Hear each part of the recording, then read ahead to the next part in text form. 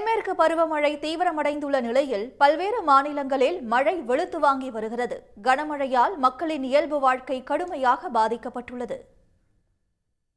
உத்தரப்பிரதேசத்தின் முசாஃபர் மாவட்டத்தில் பெய்த கனமழை காரணமாக நகரின் பல பகுதிகள் வெள்ளக்காடாக காட்சியளிக்கின்றன.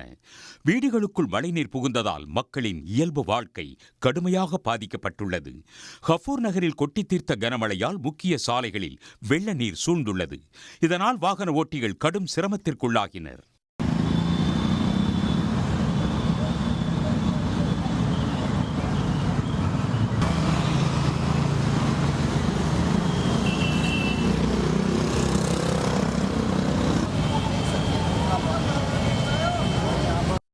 உத்தரகாண்ட் மாநிலத்தில் பரவலாக மழை தொடர்ந்து வரும் நிலையில் உத்தர்காசி நெடுஞ்சாலையில் சிறிய அளவிலான நிலச்சரிவு ஏற்பட்டதால் பரபரப்பு ஏற்பட்டது.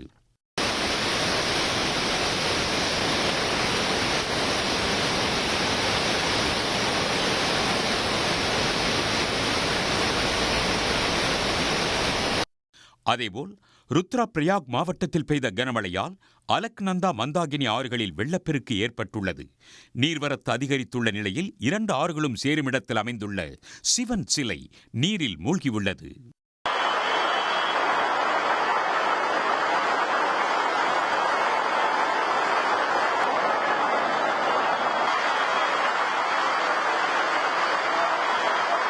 மத்திய பிரதேச மாநிலத்தில் பருவமழை தீவிரமடைந்துள்ள நிலையில் பல்வேறு பகுதிகளில் கனமழை பெய்து வருகிறது. இதைத் தொடர்ந்து பெதாகாட் மாவட்டத்தில் உள்ள துவாந்தர் அருவியில் நீர் ஆர்ப்பரித்து கொட்டி வருகிறது.